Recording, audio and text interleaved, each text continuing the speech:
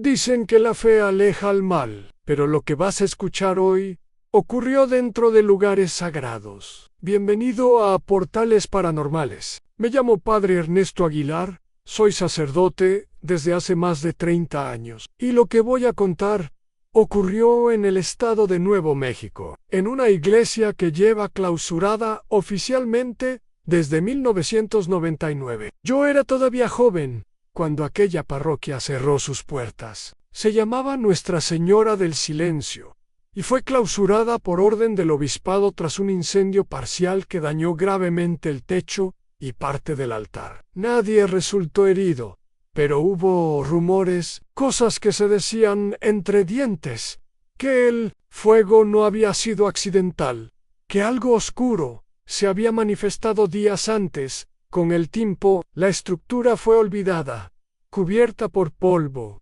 silencio y abandono. Sin embargo, hace 6 años, la diócesis me asignó a una nueva parroquia a solo 4 cuadras de aquella antigua iglesia. Yo la conocía bien.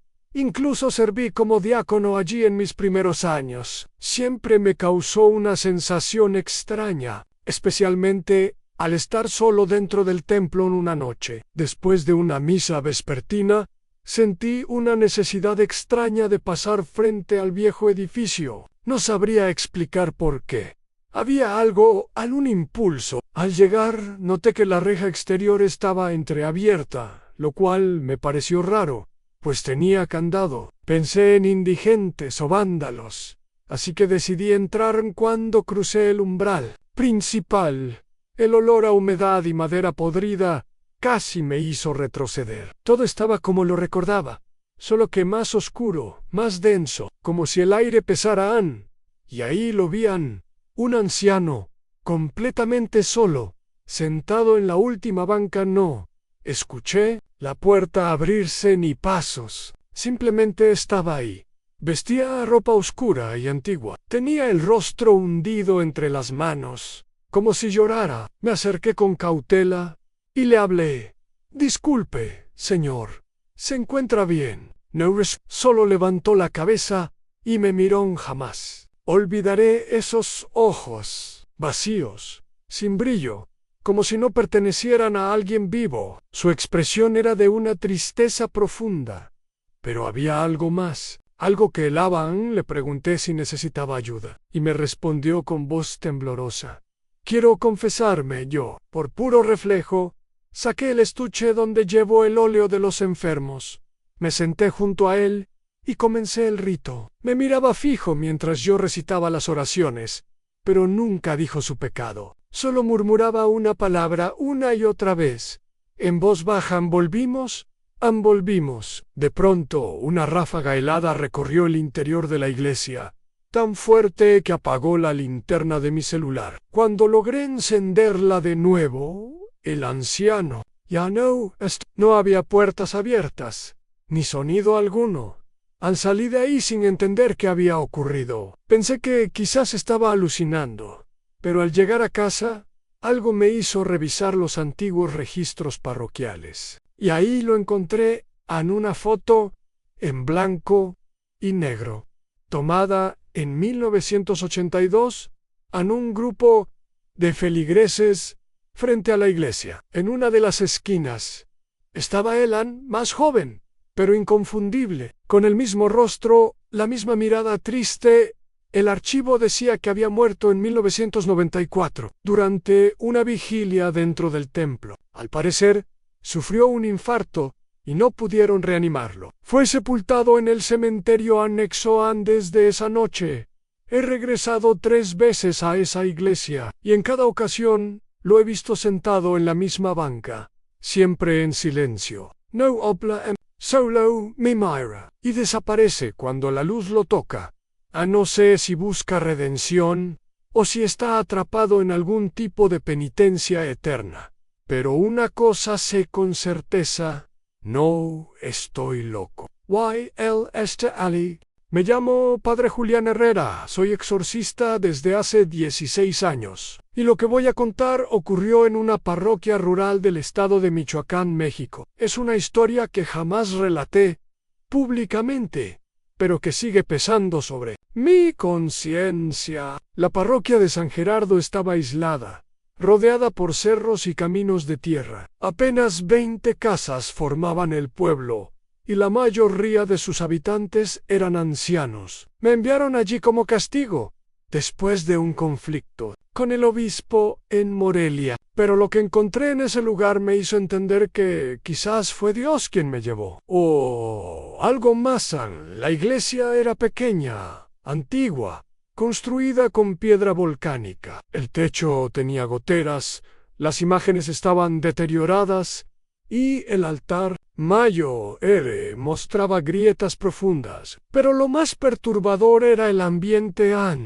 Desde el primer día sentí que no estaba solo, incluso cuando no había nadie dentro. Las primeras manifestaciones comenzaron la tercera noche. Me levanté a las 3 de la madrugada con una sensación extraña, como si alguien me observara. Al mirar por la ventana de la casa parroquial, vi que la puerta de la iglesia estaba entreabierta. Pensé que algún fiel había entrado a rezar. Tomé mi abrigo y crucé la plaza. Al ingresar, la vi una figura oscura, arrodillada frente al altar.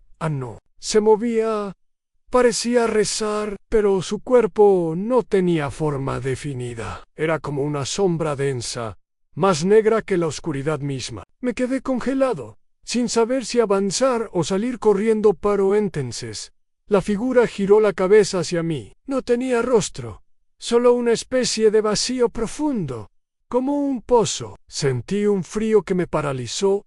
Encendí mi linterna, y al primer haz de luz desapareció. Pensé que tal vez había sido una ilusión, una mezcla de miedo y cansancio. Pero al día siguiente encontré marcas de rodillas en el polvo frente al altar, como si alguien se hubiera arrodillado allí durante horas. Esto se repitió cada madrugada, siempre a la misma hora. Grabé videos, tomé fotos. Las cámaras fallaban justo a las 3. El archivo se corrompía o se borraba. Ninguna prueba sobrevivía. Comencé a rezar con más intensidad. Una noche decidí enfrentarla. A las 3 en punto. Entré con una vela consagrada y rocié agua bendita en el pasillo central.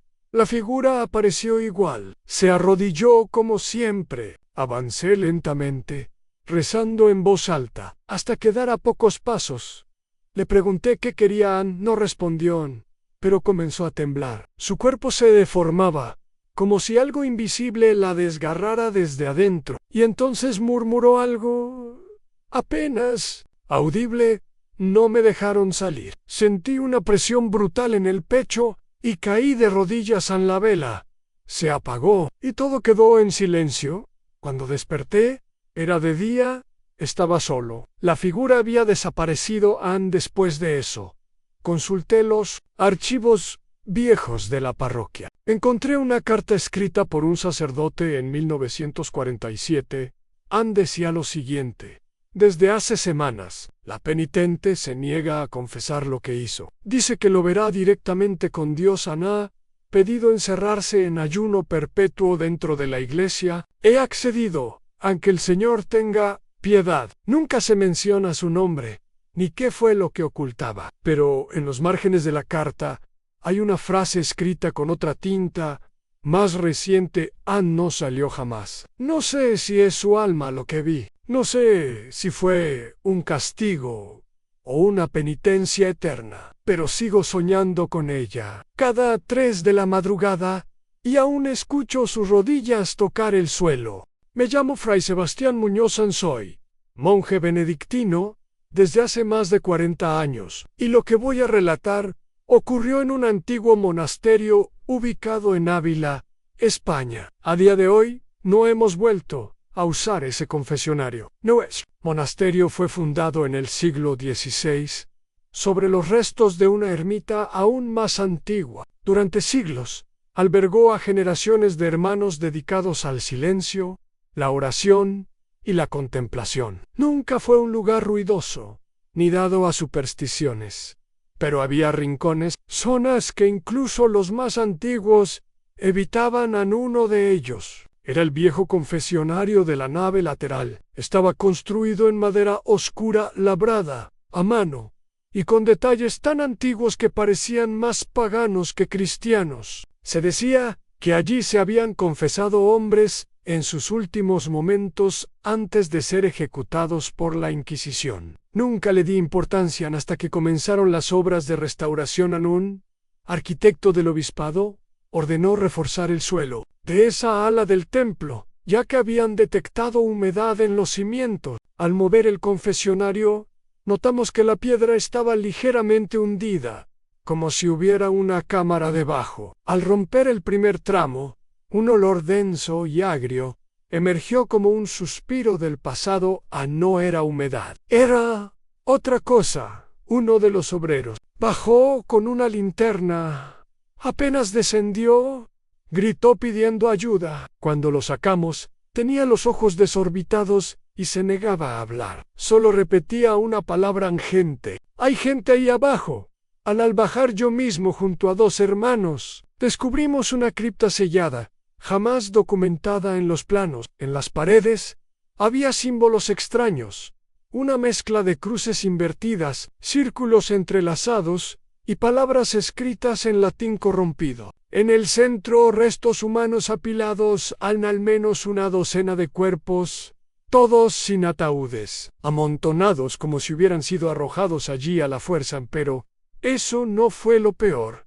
Uno de los cuerpos estaba atado con cadenas, con un crucifijo incrustado en el pecho, como si lo hubieran sellado allí. El cráneo estaba intacto y la boca abierta, como si hubiese muerto gritando. Tenía un rosario entre los dientes. Esa noche, el monasterio cambió durante las vigilias. Se escuchaban pasos debajo del piso, siempre cerca del confesionario. Un novicio aseguró haber oído golpes como si alguien quisiera salir. Otro, haber visto a un hombre encapuchado arrodillado frente al confesionario, murmurando palabras en un idioma que nadie entendía. Sellamos la cripta con piedra bendita, cubrimos el suelo, quitamos el confesionario y colocamos un banco común. Pero nada volvió a la normalidad. Una madrugada, fui despertado por un grito. Salí corriendo a la iglesia y encontré al hermano Mateo golpeando el suelo con una lámpara de aceite, como si quisiera romperlo.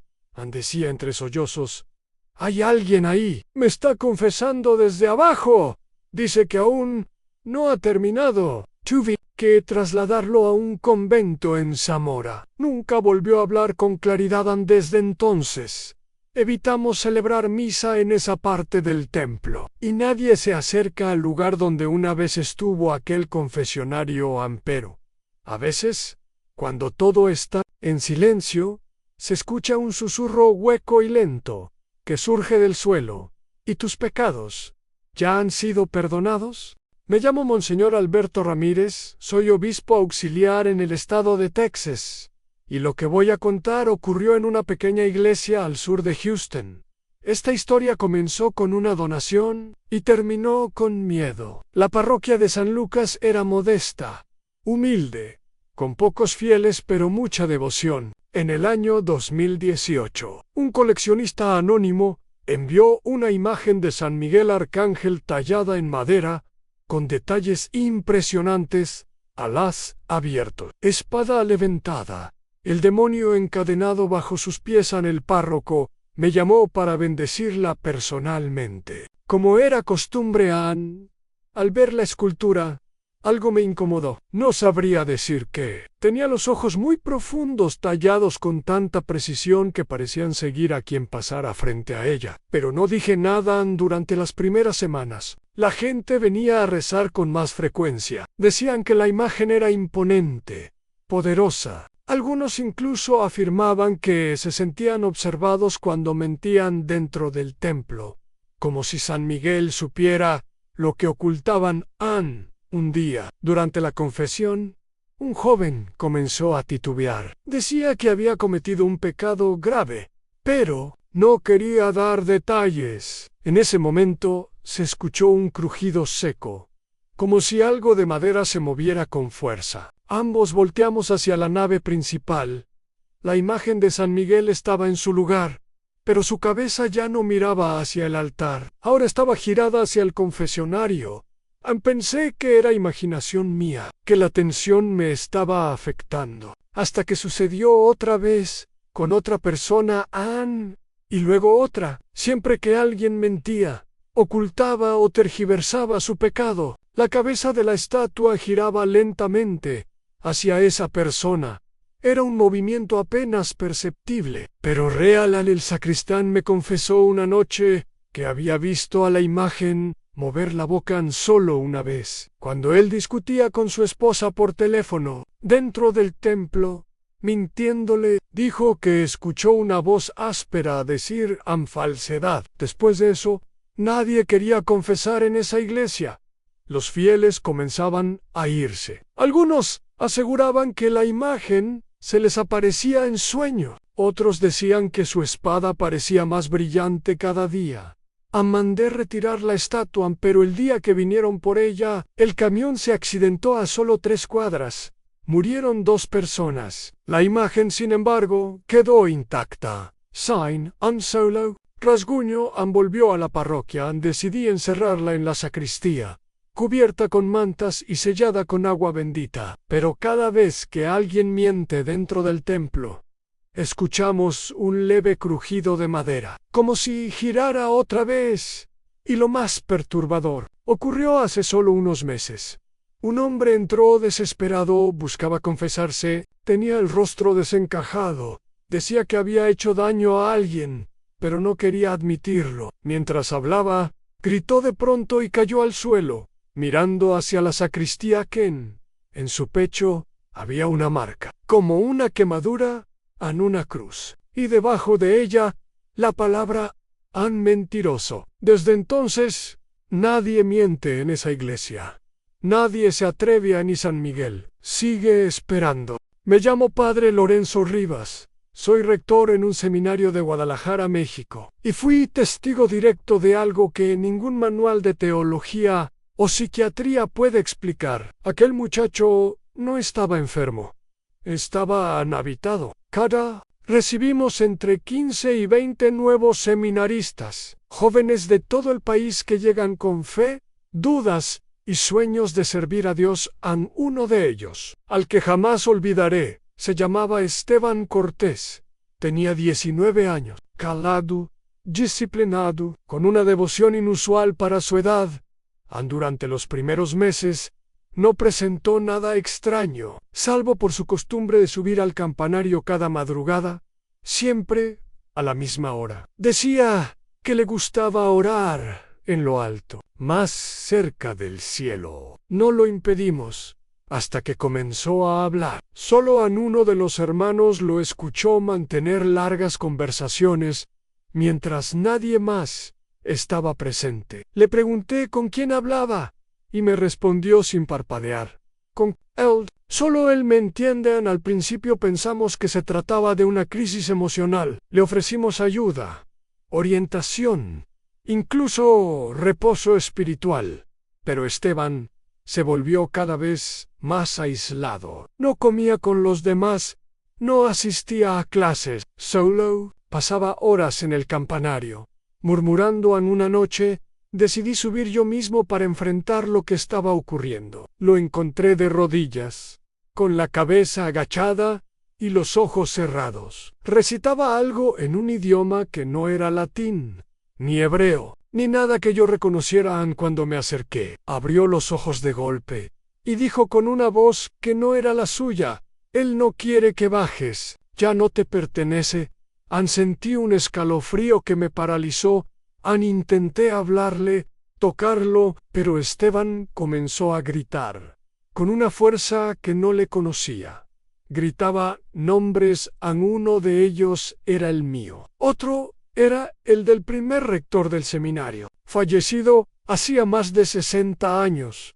Esa misma noche, lo encontramos en su habitación, rodeado de dibujos hechos con su propia sangre. Todos representaban una figura encapuchada en lo alto del campanario, con los brazos extendidos. Lo aislamos, Llamé al obispo Anse, iniciaron oraciones y vigilias, pero nada cambiaba. Esteban no hablaba con nosotros, solo murmuraba cuando estaba a solas. Y siempre mirando hacia arriba en una madrugada, desapareció. Lo buscamos por todo el seminario. Lo encontramos en el campanario, colgado de una de las vigas, pero con los pies tocando el suelo, como si alguien lo mantuviera en equilibrio. Aunque no había nadie más allí.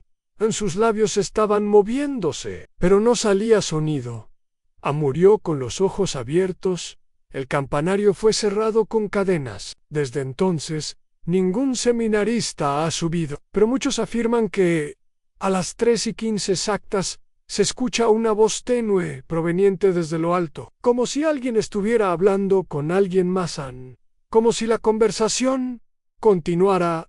Yo mismo la escuché una sola vez y decía: mi nombre. Me llamo Padre Enrique Morales. Soy sacerdote en una parroquia del estado de Florida, Estados Unidos, y lo que voy a contar ocurrió durante una misa de sanación. Estábamos reunidos para pedir paz y terminamos enfrentando algo que no comprendemos. Hasta hoy fue un domingo por la noche. Más de 100 personas llenaban la iglesia. Era una ceremonia especial en misa por los enfermos, con unción, cánticos y bendición del agua para ser llevada a sus casas. Todo transcurría con normalidad. La atmósfera era serena. El coro cantaba suave, y las velas iluminaban el altar con una luz cálida. En el momento de la aspersión, me acerqué al recipiente de piedra con el agua bendita. Hice la señal de la cruz y extendí la mano para tomarla. Con el hisopo, fue entonces cuando ocurrió. En el agua comenzó a burbujear. Al principio creí que alguien había vertido algo, quizá por accidente, pero las burbujas aumentaron formando espuma negra. Un olor a azufre se extendió por la nave. Algunas personas comenzaron a toser, otras miraban con horror y entonces se escuchó un alarido. No era un sonido humano, era un grito prolongado, agudo, lleno de dolor y rabia. Salía directamente del agua, como si algo estuviera atrapado allí y quisiera salir. La gente gritó. Muchos corrieron hacia la salida, otros se arrodillaron, llorando. Yo, paralizado, no podía moverme. La piedra del recipiente comenzó a vibrar, y parte del líquido salpicó hacia mí. Sentí que me quemaba la piel. Uno de los ministros se acercó con un crucifijo, lo sumergió en el agua, y el grito se transformó en risa. Una risa grotesca, infantil y burlona. Era como si alguien jugara con nosotros. Ordené cerrar las puertas y comencé a rezar en voz alta. El eco de la oración parecía tener efecto. El agua dejó de hervir, la espuma desapareció y el recipiente volvió a estar en silencio. Pero desde ese día, nada volvió a ser igual. El recipiente fue vaciado, limpiado, exorcizado, pero cada vez que lo llenamos, el agua permanece quieta solo unos minutos. Luego comienza a enturbiarse. Hemos intentado cambiarlo por otro, traer agua directamente del obispado, incluso bendecida por un obispo. El fenómeno persiste. Una anciana de la parroquia, que asistió esa noche, asegura haber visto una figura agazapada dentro del recipiente durante el alarido. Decía que era un niño, con la boca abierta, sin ojos, y con una lengua negra que salía hasta tocar el borde. Desde entonces, ya no celebramos misas de sanación, y nadie, absolutamente nadie, se atreve a tocar el agua bendita en esta iglesia. Soy el padre Julián Herrera, abad del monasterio de San Lorenzo en la provincia de León, España. Lo que estoy a punto de relatar comenzó con la desaparición de uno de nuestros hermanos, y terminó con señales que, hasta hoy, nos negamos a interpretar por completo. El hermano Eliseo llevaba más de 15 años viviendo en el monasterio. Era un hombre silencioso, devoto, pero con una extraña obsesión por los textos apócrifos. Pasaba horas en la biblioteca, leyendo manuscritos que otros ya habían olvidado. Nadie le daba mucha importancia, hasta que desapareció una mañana de invierno, Su celda estaba vacía. No había signos de lucha, ni huellas, ni cartas, solo su crucifijo personal, colgado torcido sobre la pared, y un olor fétido que no se podía explicar durante días. Lo buscamos. Recorremos el bosque, los túneles subterráneos del monasterio, incluso las criptas cerradas desde el siglo XIX. Nadie lo encontró. El obispado ordenó guardar silencio. Una semana después, durante la oración de laudes, algo ocurrió. Mientras recitábamos los nombres de los ausentes, uno de los hermanos mencionó por el alma del hermano Eliseo. Y en ese preciso instante, el gran crucifijo del altar comenzó a gotear. Al principio fue una sola gota negra, espesa. Luego, 2, 3, corrían desde los pies del Cristo tallado en madera, como si el cuerpo sangrara, pero con tinta oscura. Casi, el olor era el mismo que encontramos en su celda, pútrido, pesado, nauseabundo. Pensamos que era humedad, que la madera estaba podrida. Llamamos a expertos. Lo inspeccionaron. Nada, madera intacta, sin grietas, sin humedad. Volvimos a orar. Cada vez que pronunciábamos el nombre Eliseo, el líquido comenzaba a brotar, pero no lo hacía si se hablaba de él como el hermano desaparecido. Solo al decir su nombre exacto un día, durante una misa privada, un joven novicio pronunció su nombre con tono burlón. El crucifijo no solo goteó en la cabeza del Cristo, se inclinó levemente hacia él, como señalándolo. El novicio comenzó a convulsionar. Terminó internado en una clínica psiquiátrica. Aún hoy no ha pronunciado una palabra más.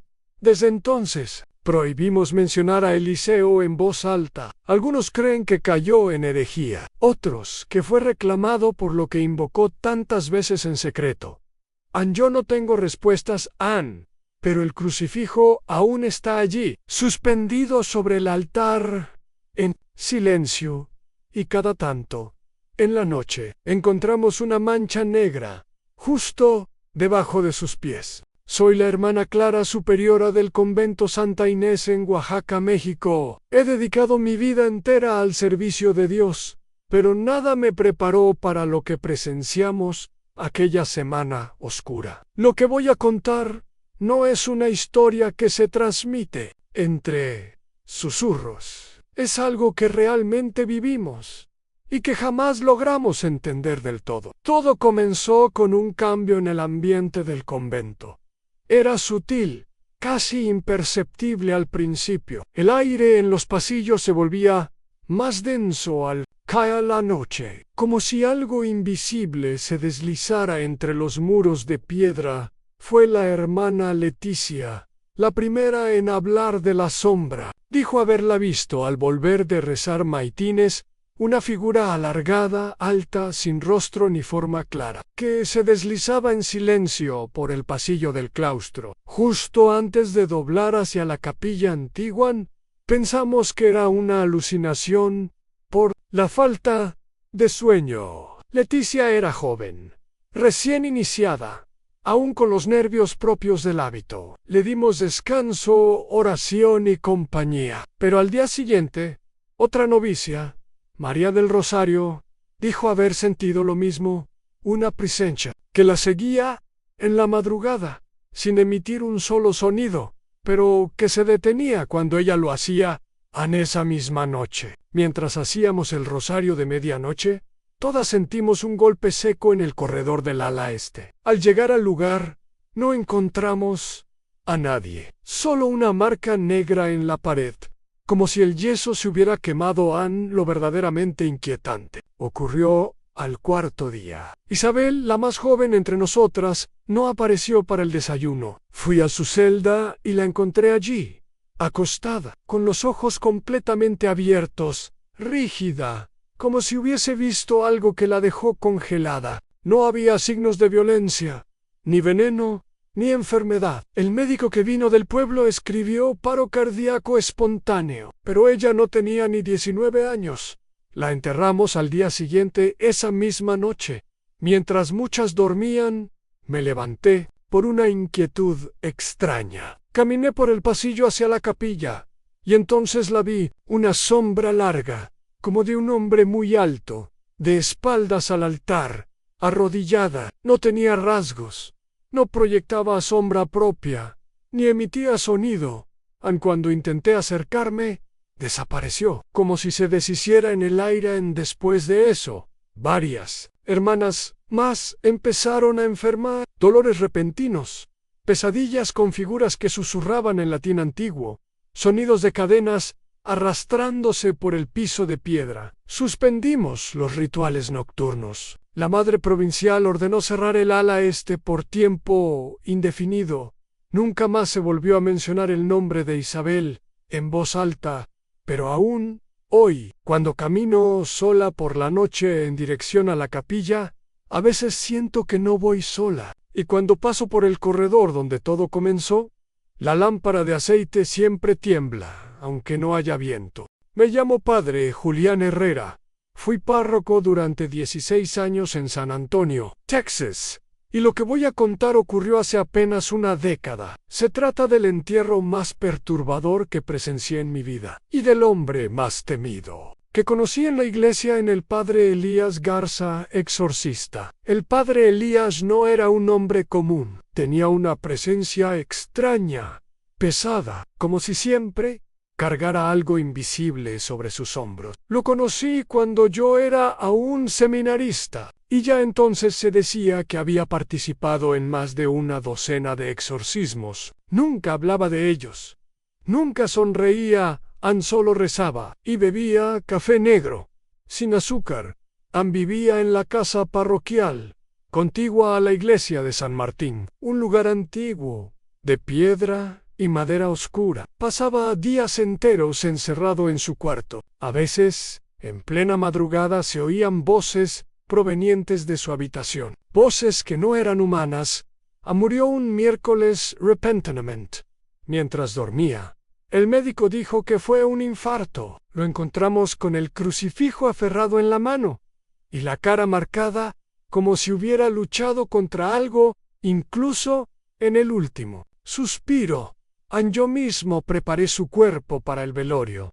El ataúd fue sellado con urgencia, no por descomposición, sino por orden del obispo. Según él, era por seguridad espiritual. La misa fue sencilla. Apenas unos pocos sacerdotes e duas monjas que o conheciam de longe.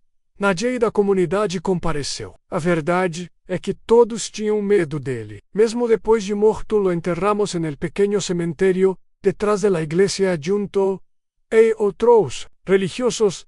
Llovía fuerte esa noche. Mientras echábamos tierra sobre la caja, una de las palas cayó sola, golpeando el ataúd, y se partió al medio. Pensamos que era casualidad. Hasta el día siguiente fui el primero en llegar a la iglesia. A la mañana siguiente, encontré a uno de los sepultureros esperándome en estado de choque. No hablaba, solo señalaba hacia el cementerio. Corrí hasta allí, y lo vi con mis propios ojos. El ataúd del padre Elías estaba abierto, vacío, sin rastro alguno de su cuerpo. La tierra alrededor no estaba removida. No había huellas, ninguna señal de que alguien lo hubiese desenterrado. El interior del ataúd no mostraba signos de violencia, solo una mancha oscura en la tela blanca, como si algo se hubiera evaporado desde dentro. Avisamos al obispo. Cerrar la tumba con cemento. Nadie debía saber, nadie debía hablar. Desde entonces, cada año, exactamente en el aniversario de su entierro, las campanas de la iglesia suenan solas a las 3 de la madrugada, incluso cuando están aseguradas con cuerdas. Algunos dicen que su cuerpo fue reclamado por aquello que combatía a otros, que nunca estuvo verdaderamente muerto. Yo solo sé que, desde ese día, jamás volví a entrar a la casa parroquial de noche, porque, a veces, cuando paso frente a ella, veo una silueta asomada en la ventana del cuarto donde él dormía, con el crucifijo aún en la mano. Me llamo Padre Ernesto Barrios. Soy sacerdote desde hace más de 30 años, y esta historia ocurrió en una iglesia antigua, a las afueras de Valencia, España. Lo que viví allí no tiene explicación humana, pero lo relataré tal como sucedió. La iglesia de San Vicente Mártir fue cerrada al culto en 1978, tras un incendio que destruyó gran parte del techo y del mobiliario interior. Estuvo abandonada por décadas, hasta que en 2012 el arzobispado me encargó coordinar un pequeño proyecto de restauración. No había fondos para una renovación completa, pero querían conservarla como lugar histórico.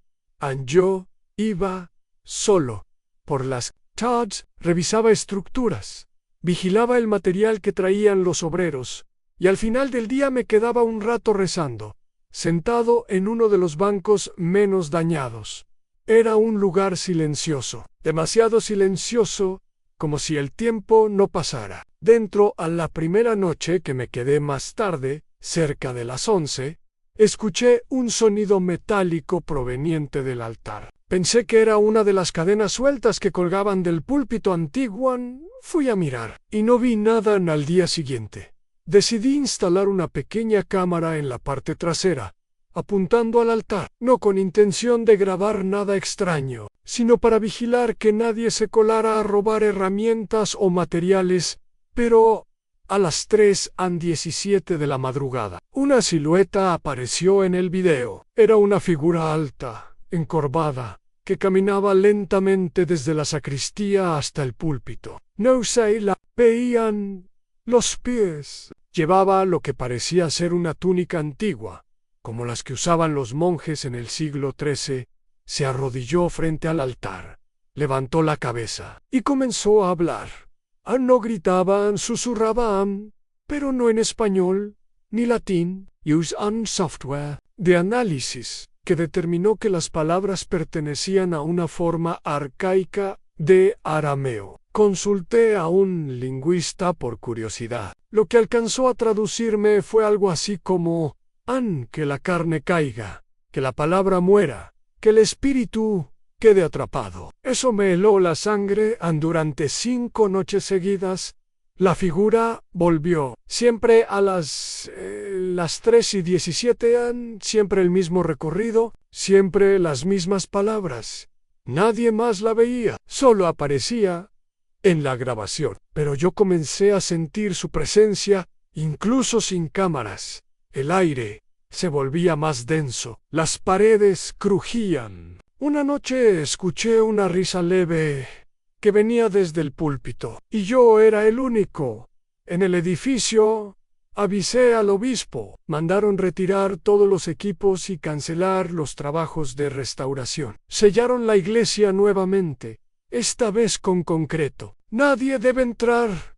Nadie debe orar allí. Nadie debe mirar lo que sucede después de la medianoche. Empero yo guardé una de las grabaciones. A veces la reviso, con auriculares, cuando dudo de mi fe. Y cada vez que escucho esas palabras, siento que hay algo dentro de mí que se contrae, como si entendiera el significado real, aunque no debería. Me llamo Padre Santiago Mendieta. Soy sacerdote desde hace 34 años, y esto que voy a contar ocurrió en el viejo templo de Nuestra Señora de los Dolores, en una pequeña localidad del norte de Nuevo México. Una iglesia clausurada desde hace más de 2 décadas. Nadie tenía que estar allí, pero alguien estaba en ese templo. Fue mi primer destino pastoral cuando apenas había sido ordenado. Era una iglesia modesta, de piedra, con vitrales que el tiempo ya había empezado a opacar. La clausuraron tras varios informes de actividad sísmica leve que comprometía la estructura. Desde entonces, el lugar fue tapiado y nadie volvió a entrar, o eso creíamos.